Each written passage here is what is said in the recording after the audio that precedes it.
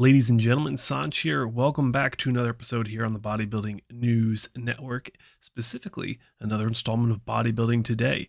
If you're new to the channel, definitely consider subscribing.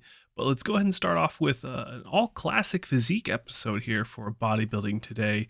Um, Tuesday morning, November 22nd. I hope you enjoy this content. Miracle Bear Urs Kalecinski has recently shared a physique update. This is an audio only episode if you haven't caught on. Just feeling a little down today, so I wanted to still come out here and make content for you and get you guys what you need. And Miracle Bear, like I said, Urs Kalecinski, recently posting some physique updates, and the bodybuilding world is very, very excited. People like Tim Budashim, Jay Cutler, Sergio Oliva Jr., Jamie Christian, Joe Hall, Matt Jensen, Andrew Jacked. I mean, there's so many people very, very excited about this physique update. You know, what can we say here, ladies and gentlemen? I think that this is a really good look for Urs, especially being top four in that conversation to stay in the top four at this year's Mr. Olympia. There are going to be three other people battling against him, minus the returning champion, Chris Bumstead, to be battling in that top four. We will be discussing all of them, so stay tuned for that. But I like what I'm seeing here from Urs Kalecinski. I think he's very much on point, just cracking into the 4 weeks out from this year's Olympia as it returns to Las Vegas, Nevada, or Nevada, however you want to say it. I think he is absolutely on point to be prepared and be ready. The big conversation as we switch over here, Ramon Dino, does he have what it takes to beat Ramon Dino? Now, placing wise, he didn't do as well as Ramon Urs in that instance when we look at the Arnold Classic Ohio. But I think that there is a lot of opportunity for him to make improvements here, especially you look at the size he's put on. But like I said, as we transition here, Ramon Dino is just absolutely coming into his own, in my opinion. And I was going to actually make a video saying, you know, better or worse, and maybe I will. If you guys, I'll put a comment in the comment sections below, and if it gets 10 likes, I'll make the video for a better or worse for Mr. Ramon Dino, Mr. Brazil. I was wondering if he actually is overrated, but after looking at these side-by-side comparisons of him and Chris Bumstead, I mean, gosh darn it, ladies and gentlemen, I think that he is absolutely not overrated. I think he has earned every bit, every cc, every ounce of hype and momentum that he has coming into this year's Olympia. Again, like I said, side by side next to Chris Bumstead, he looks so good. I think he's going to look a lot better as the years go on. Just, he's a very, very young guy. I mean, all these guys in Classic are very young, except for Mr. Breon Ansley, we will talk about in a second. But sticking with Ramon Dino, I like his chances this year. I think he has all the tools in the shed and in his arsenal to make improvements in his physique and also in his placings. But of course, let me know your thoughts down below on Mr. Ramon Dino and his possible placings at this year's 2022 Mr. Olympia. Next up, let's talk about Breon Ansley, the Black Swan.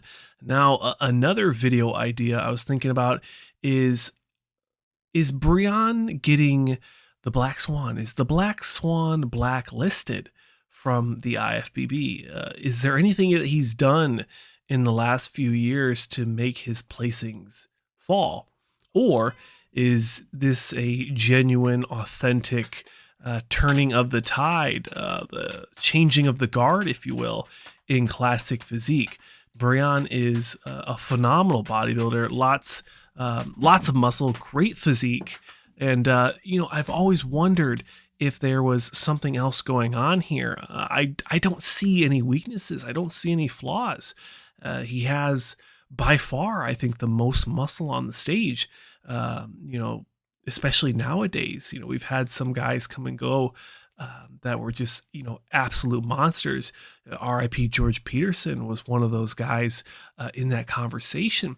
Breon still stands above the rest when you look at the mass muscle, the pure amount of muscle that he brings to Classic Physique. I'm just wondering, is there anything pushing him back? Is there anything holding him back potentially? Maybe he said something, or the judges just are trying to push him out as he gets older and older in age.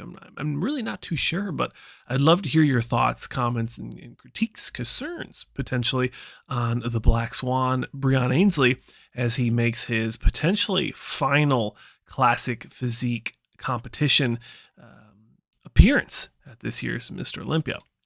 And finishing out the video, I want to make it sweet and simple and to the point, as I see that you guys enjoy the shorter videos. Mr. Terrence Ruffin sharing a phenomenal physique video just under 13 hours ago. So just an hour or less than a day ago, showing off, like I want to say, a beautiful physique. And Terrence is one of these guys that just really always is able to show up, and his physique really is always sharp. The flow, the lines. I know I read in the comment sections in his post, somebody was saying like, there's no one else like Terrence that has such a sharp mind-muscle connection. Even as he's posing, you can kind of feel, well, by watching him, that he just knows where everything's at. He has no crazy injuries. Like I can't even feel my left shoulder because my right shoulder is so jacked up, but I don't think Terrence has that issue. Also, I was looking at his physique updates. He's been posting a lot of shots from this camera angle, even back in November 7th, sharing, I would say, similarly as impressive physique updates. And that was, just a couple weeks ago. But he does seem a little tighter in the most recent video. And I think that there is a lot of possibility for him to potentially win this year. Chris Bumstead is the reigning champ, and he is the physical embodiment of what I think Classic Physique is. There's also other competitors that bring a very nice classic look, but Chris Bumstead is really, really known as Mr. Classic Physique. But I do think, and I would almost put money on it potentially, as we get closer and closer to the Olympia, that Terrence Ruffin, this could be Terrence's year to knock off the Mr. Olympia. I mean, he's got the Arnold Classic hype. He has by far the best posing. He's an amazing ambassador for bodybuilding and Classic Physique. I think that this would be a no-brainer decision from the IFBB to put someone like Terrence in a position to advocate even more for the athletes and for bodybuilding in general. Of course, the athlete rep conversation is always something I hope continues to be around. But of course, we'll leave that for another video. But ladies and gentlemen, thanks for watching another episode of Bodybuilding Today here on the Bodybuilding News Network. Definitely consider subscribing if you're new here. Check out the links in the description of the video if you want to support me in that avenue. And also check out Katisha's Essential Candles, Katisha Riki's Essential Candles. She was happy enough to hook us up. Veteran-owned and operated candle company.